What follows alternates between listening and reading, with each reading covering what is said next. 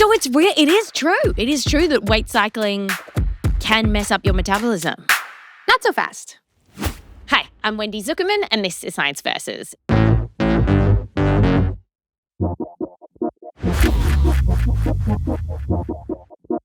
Today on the show, why is it so hard to lose weight and keep it off?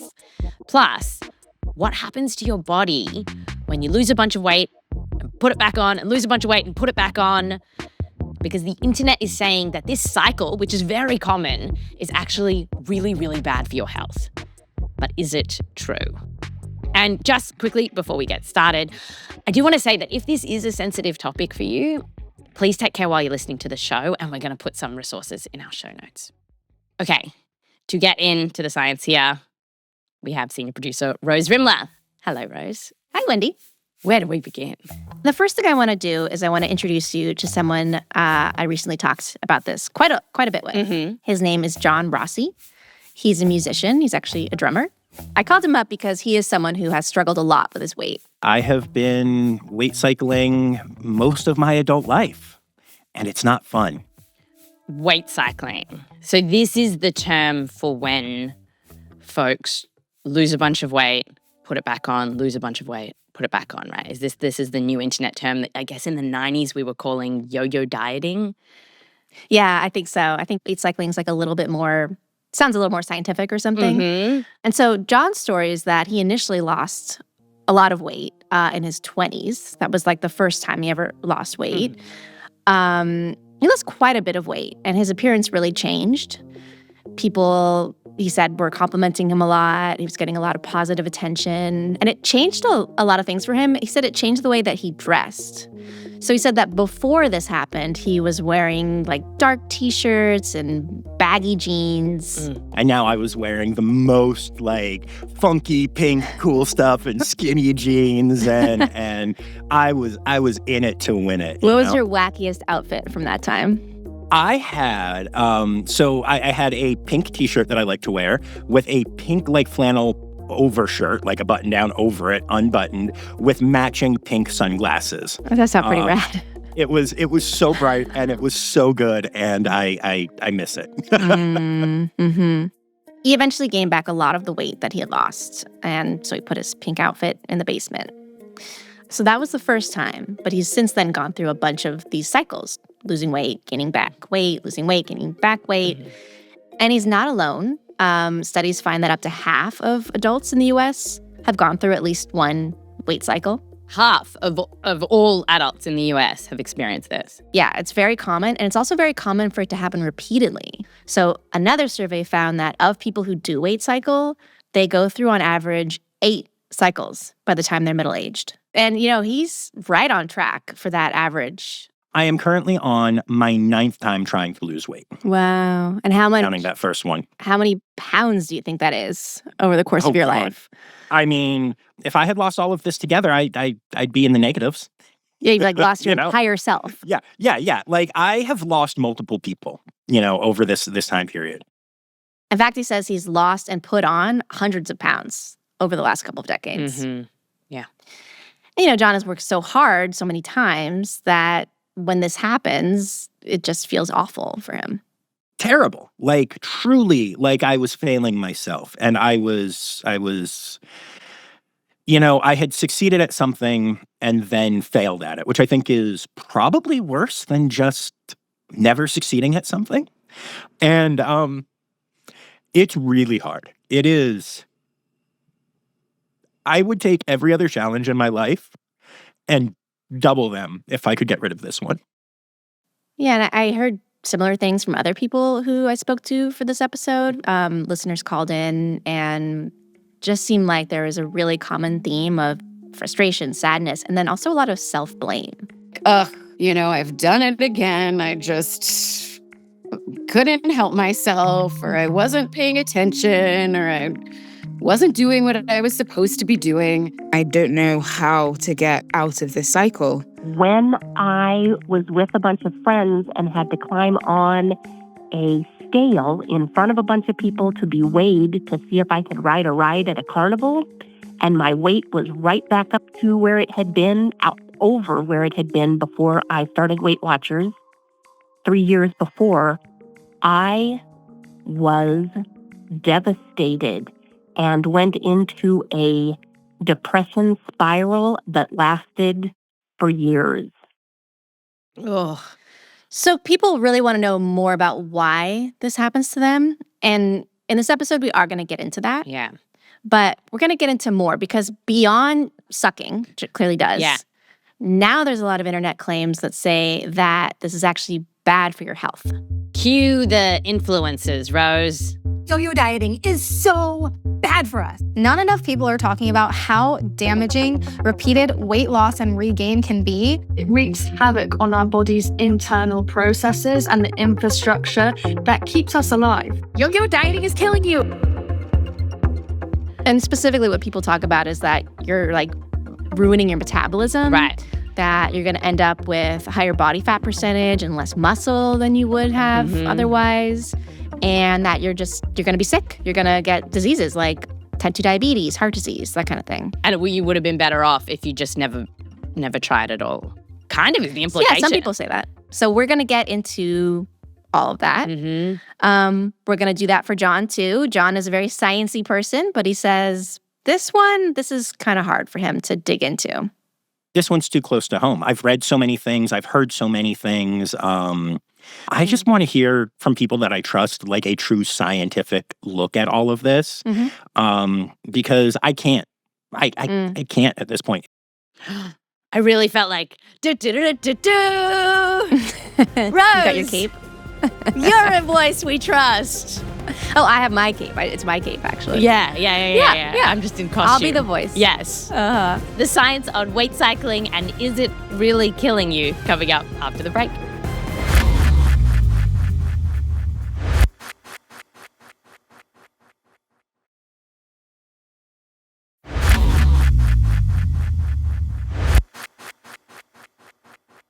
Welcome back. Let's find out why it's so hard to lose weight and then keep it off. Because everything's political these days, it actually almost feels like the woke thing to say is it's so hard to lose weight and keep it off. And the people who say it like it is, they'll tell you if you diet and keep that diet, you can lose weight. So is this just wokeness and unwokeness gone mad, or give me some actual data here? I mean, if it were that easy, we wouldn't have things like the National Weight Control Registry, which is set up to specifically find people who can lose a lot of weight and keep it off and track them and study them. That's how rare it is to lose a significant amount of weight and keep it off for longer than like a year. Right. And one person I spoke with, Elena, she's an actor from New York. She had heard about this registry. That was like my goal. Was like, I want to be in the registry. So I guess if people do lose a bunch of weight and keep it off long term, is there anything What's special about them? What's special about them? Are they addicted to exercise and psychotic about what they eat? And that's the only way you can do it? Great question, Elena. What's happening? Is that what's special about them? Well, the scientists behind the registry have shared some things that these people seem to have in common. Some of them are kind of random, like they tend to eat breakfast. Oh. So take with that what you will. Okay. They also exercise a lot, on average an hour a day, these folks. An hour a day. Yeah, that's committed. Yeah, and to Elena's point, are they, I think she said, psychotic about what they eat? I don't know if they're psychotic about it, but they're very careful. The researchers said that they exhibit, quote, a high level of dietary restraint. So it really becomes their whole life. It has to become very important, yeah. Okay, so then why is it... Why does it take so much Why restraint? does it take so much? That's right. Yeah. So there's a few reasons. One is that when you lose weight, your hormones change. Your hunger hormones increase and your fullness hormones decrease. So if you just stayed eating a certain number of calories that allowed you to lose weight in the first place, if you just stayed on that diet forever, you could keep this weight down. Actually, staying on that diet forever becomes harder and harder. Yes, it becomes harder and harder because your body is nudging you towards eating more to counteract that weight loss. And there's a really cool study I want to tell you about that shows this and shows just how like below conscious awareness this is happening. Yeah. So in this study, researchers gave people a drug that pulls sugar out of your body and into your urine. So you end up peeing out a lot of sugar. This is in the diabetes world, this drug. Okay. Because you're peeing out a lot of sugar, you lose weight. You're like excreting calories. So people on this drug tend to lose weight. If you tasted your urine, it would be sweet? Yes. Okay. If you run out of honey, it's good to have a little backup. This was a controlled study. They also had people take a placebo pill. They had another group on a placebo pill. So if you were in the study, you didn't know if you were given a pill that was causing you to excrete more calories or not. Okay. Then they followed people to see kind of like how they ate after that. And they found that the people on the drug, without knowing that they were losing weight, started to eat more. The people on the placebo drug, no, there wasn't that kind of change. Right. So just like those hunger hormones kicking in, they were just a little bit more hungry.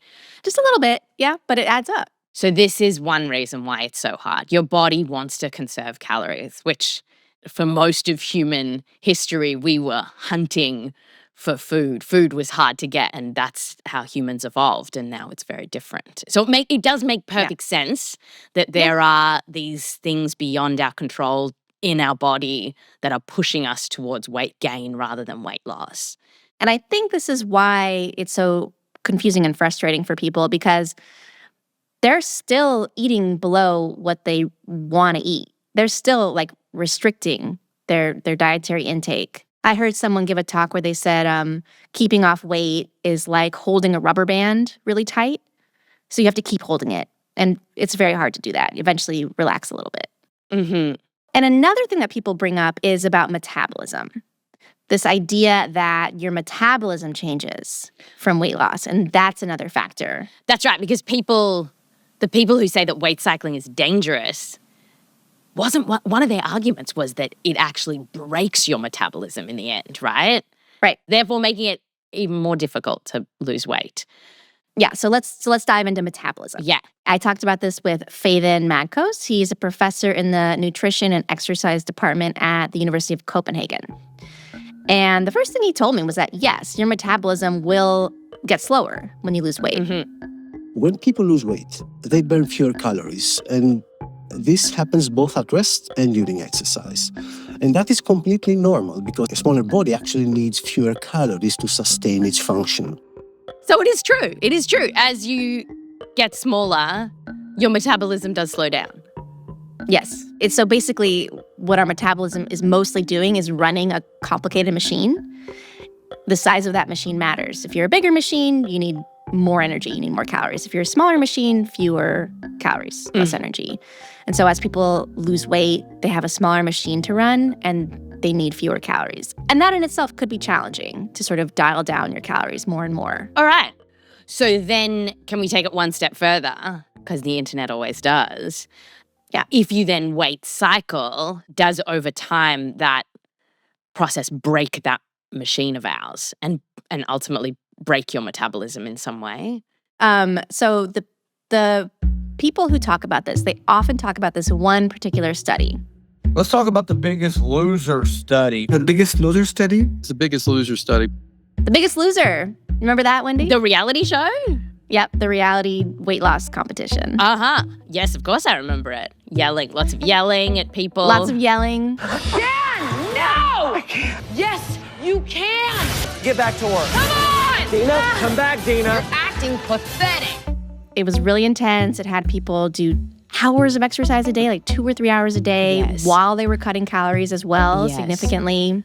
It was mad. It was mad when you think about that moment in history. And then everyone would go for the weight where they would measure themselves and everyone would line up. The public weigh-in. The public weigh-in. It's just so medieval. brutal. And it was just, wow.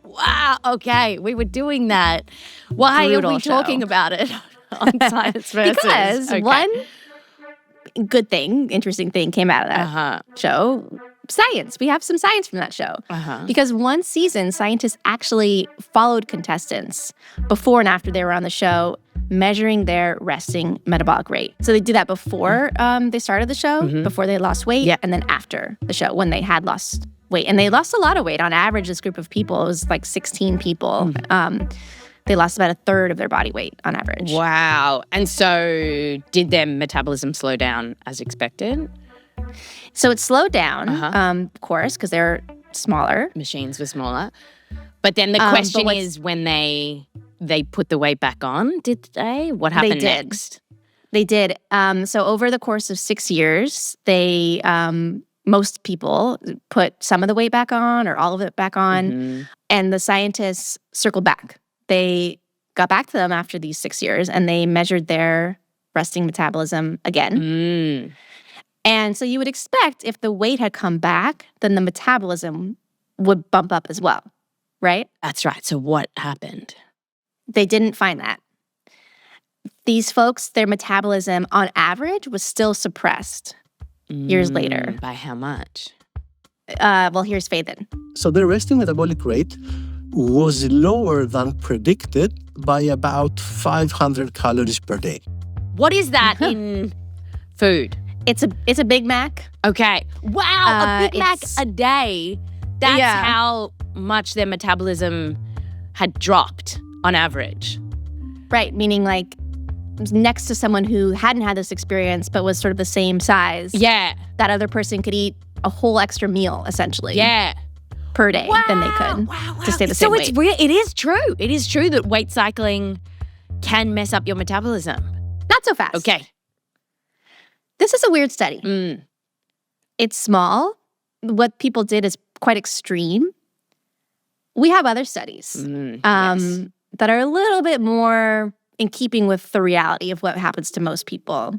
And bigger, more people in the studies. Great. Yes, this was just 16 people, right? Okay, so what else? What do other studies show?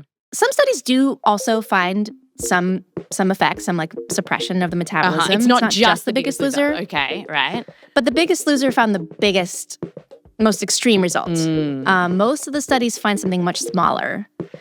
And in fact, a meta-analysis found it was quite a small amount on average. The metabolism lowered by a small amount on average. Yeah. And it's actually so small that Faidon argues that it actually could be within the margin of error for what these measurements can actually detect. So this is good news for John, who's been weight cycling 9 times, right? It suggests he hasn't broken his metabolism, right? Yeah. I called him actually, and after we talked the first time, after I'd done some research, I called him back and I told him about some of the science here, including this metabolism finding. I've been told by so many people my whole life that that I am hurting myself and I am causing myself these like long-term issues. And from the weight going up and down? Yeah. To the point where it has scared me to try losing weight sometimes. And I'm like, no, what if I'm doing more damage? And so that's really encouraging. Science to the rescue. Science to the rescue. No, we're such nerds. I know. But it's nice because science doesn't always come to your rescue, you know? It does not. And sometimes it really kicks your ass. Okay. So the next thing I want us to look into is what happens to your muscles when you lose weight and then put it back on and lose weight and put it back on, because the way some people talk about it online, it's almost as if your muscles will disintegrate over time. Do you know what I mean? The internet's so extreme. What is happening to your muscles? It's extreme. What people do say is that, when you lose weight, you lose some of your muscle, and then when you gain it back, you don't get back the muscle, or not as much. You get back more fat. Okay. Yeah. And that can happen. So there is a study in North Carolina where researchers followed people who went through a weight cycle over about a year, lost weight, gained it back. They found that people lost 74% of the weight as fat But when they gained weight back, 88% came back as fat. Right. Yeah. But when it's Yeah. not a huge difference, but it's definitely there, right? It's there. Yeah. It's there. And, Yeah. and you could imagine if you have that difference over time with weight cycling, you're going through this 9 times, the fear would be that then it would compound and you would, with every weight cycle, lose more and more muscle. Is that what we see? Well, not every study finds this. So a very similar Rose, study you've done it to me again. Look, you got to read more than one study. And you got to tell me. then you get All right. So what's your guess? Okay. Don't cherry Well, let me tell you about this other study. Yeah, tell me Let tell you about the this other other study. Great. This one was from Germany. Okay. Researchers similarly followed people when they lost weight and gained it back. Uh-huh. And they gained pretty much the same amount of fat as they had initially lost. Same amount of muscle. No real difference. So what, you might ask me, is the difference between those two studies? Yes. That is what You might ask I me. will ask you. What is the difference between those two studies? The difference was age. Mm-hmm. So in the study where people gained back more fat than they had lost, they were older. They were people in their 50s, 60s, and 70s. Mm-hmm. While in the study where people did not really see a difference, they gained back just as much muscle as they had lost, they were younger, 20s, 30s, and 40s. Mm-hmm. And we know that over time, you lose muscle. We all lose muscle, whether we're going through weight cycling or not. That is just one of the ingloriousness. It just happens to everybody. Of aging. Yes. So this isn't such a big deal then, you think? I mean, this is a tough one because, and I have spoken to some researchers who are genuinely worried about this. So that's a legitimate concern, but the way people talk about this online, that you're like doomed to ruin your body composition, I didn't see any evidence that that's the case. Right. But yeah, I mean, and then your question, Wendy, of like, does this compound? Like, does with each successive weight cycle, you lose more muscle, you gain more fat? Yes. I can't really answer that because we don't really have those studies. We have very few studies that follow people for more than one weight cycle. And that's true for all of this. Mostly it's just one round of weight cycling. What did John think about this? John said this wasn't something he was actually that worried about. Because from his own experience, he was like, no, I when I lose and gain weight, it doesn't seem to affect the way I can operate my body. Like he talked about being a drummer. I trust my arms, whatever size I am. Like I trust that my muscles will do the same thing. Yeah. So that does make sense. I wasn't too worried about that, but I mean, it's nice. Yeah. Like I wasn't worried about it, but cool. I'll take it. Right. Rose, after the break. We're going to talk about like health more broadly, inflammation, diabetes, heart disease. Does weight cycling make all of that worse? Coming up.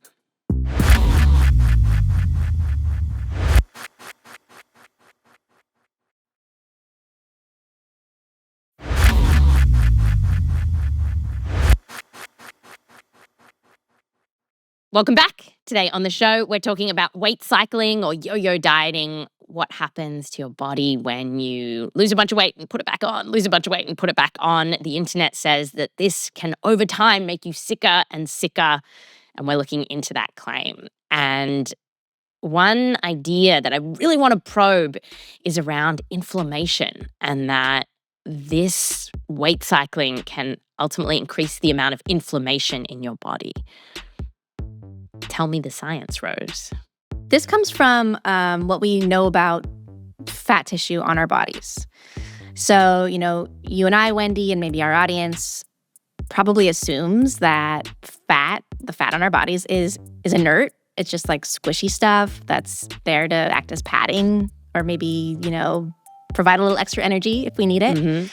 And actually, that's what scientists used to think too until like the mid-90s, when they started to realize that fat is actually a very active tissue in the body.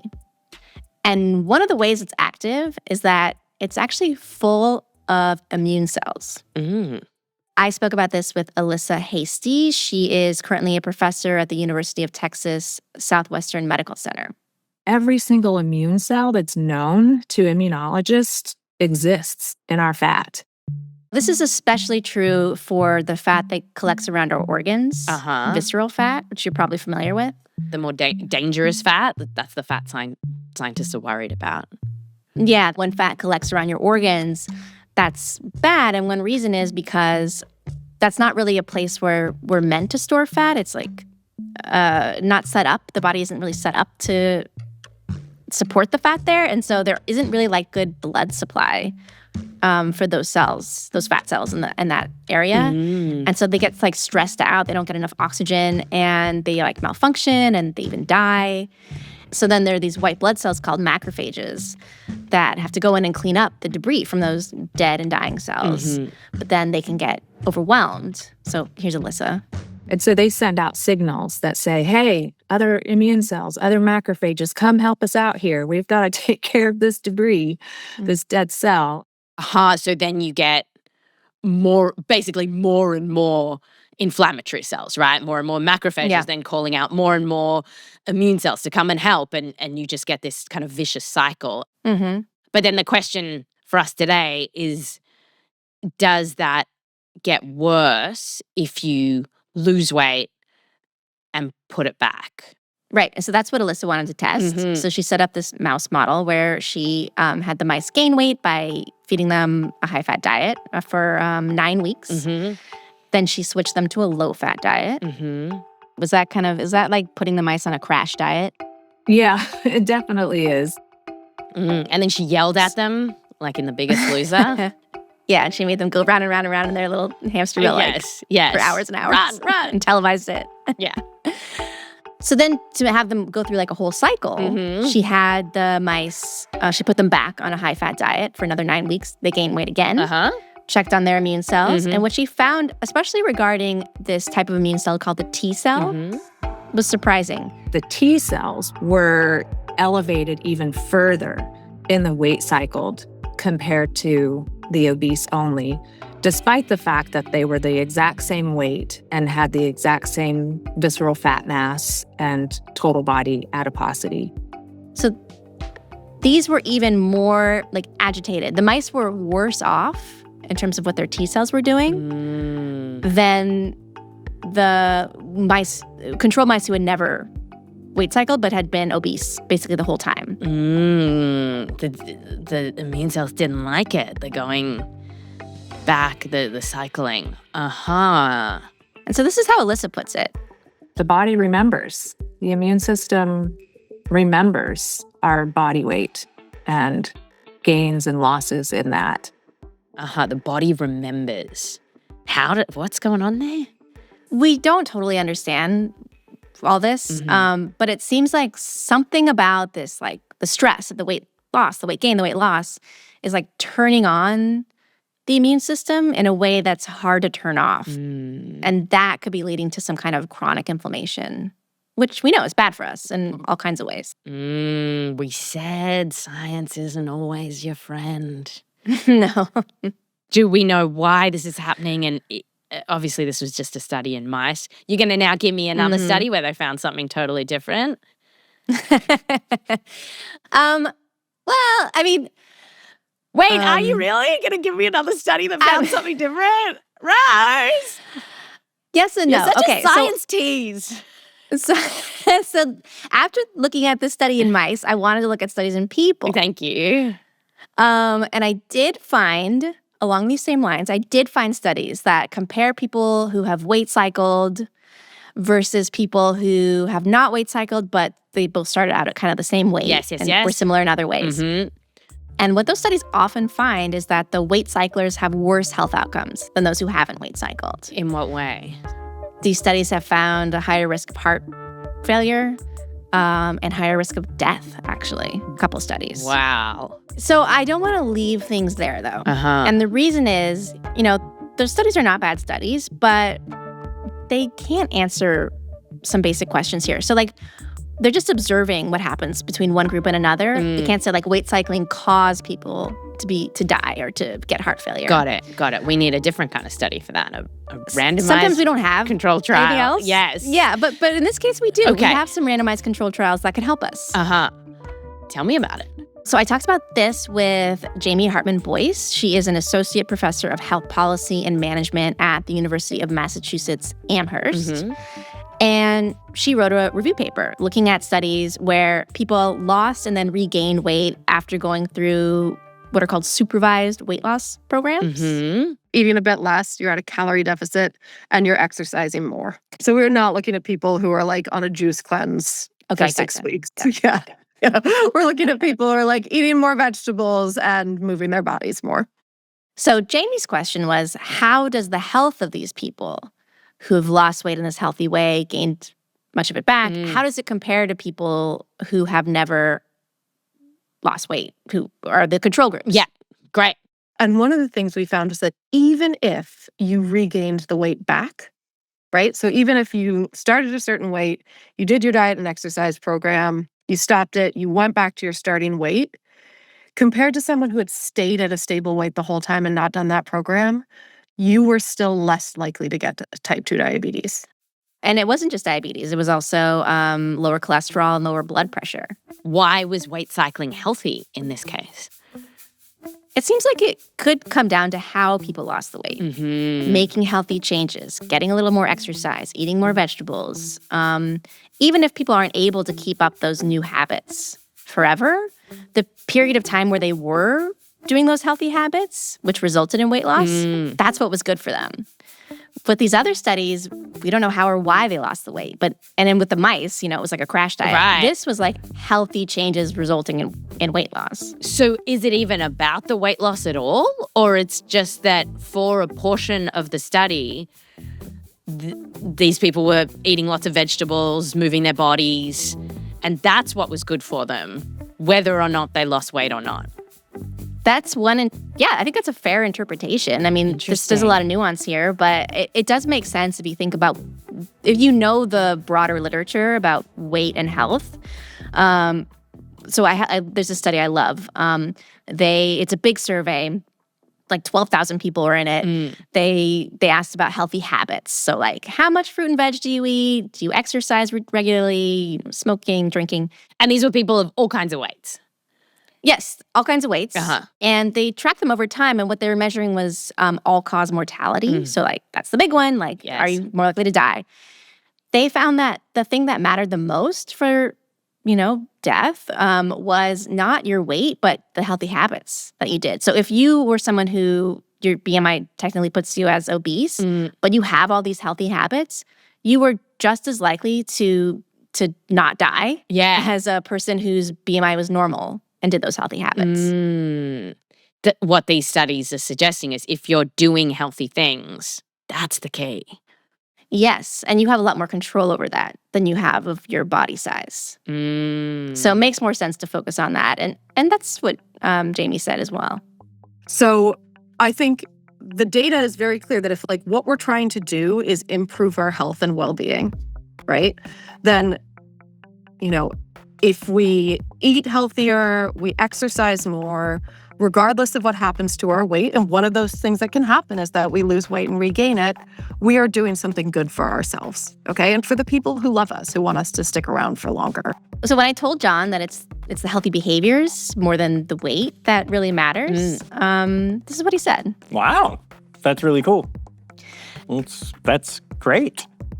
Science back to being your friend. But it was also, there's something I think about it that was slightly annoying to John, because it made him think of like all the bullshit he's had to sort through and all the people saying like, oh, if your weight fluctuates a lot, you're going to really harm your health.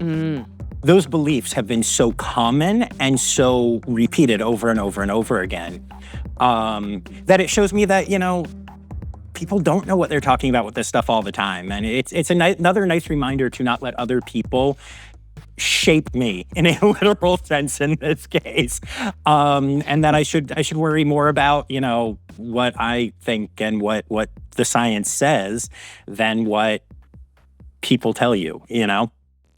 So what does this mean for that fabulous pink outfit that John's got? I did ask. Did you? About that. Yeah. You said your confident, wacky outfit was like, I think you said was it hot pink? Yeah. Oh my gosh, so much hot pink. And skinny jeans? Yep. reflecting on that, it strikes me as a very early 2000s outfit. So what would let's say you get that burst of confidence and creativity and you want to express yourself through wacky dress. What does the 2026 version of that look like? Well, 100% goofy animal shirts, always. I love animals so much now. And probably still skinny jeans because I don't care if they're in style or not. My butt looked great in those jeans. That's Science Versus. Thanks, Rose. How many citations are in this week's episode? This week, there are 66. 66. And if people want to see them in all their glory, where can they go? Check out the transcript. Find that link to the transcript in our show notes. Thanks, Rose. Thanks, Wendy. This episode was produced by Rose Rimler with help from Mackenzie Foster Keys, Meryl Horn, and Michelle Dang. Wendy Zuckerman, that's me, is our executive producer. We're edited by Blythe Terrell, fact-checking by Diane Kelly, mix, sound design, and video editing by Bobby Lord, music written by Bobby Lord, Boomy Hidaka, So Wiley, Emma Munger, and Peter Leonard. Thank you so much to all of the experts that we spoke to for this, including Dr. Heidi Silva and Dr. Andrea Rossi. A special thanks to Jennifer C. Wolf and Sasha Boroshenko. A big, big thanks to all of the folks who called in to tell us about their weight cycling experiences. Thank you so much. It means so much to us that you trust us to tell us your stories. So thank you so much. Science Versus is a Spotify Studios original, so listen to us for free on Spotify or wherever you get your podcasts. We're all over. We're on YouTube. We're on Apple. If there's podcasts there, so are we. Like and subscribe, follow, do all that stuff. And get in touch with us. We're also on TikTok and Instagram. All the ways to get in touch are in the show notes. I'm Wendy Zuckerman. Back to you next time.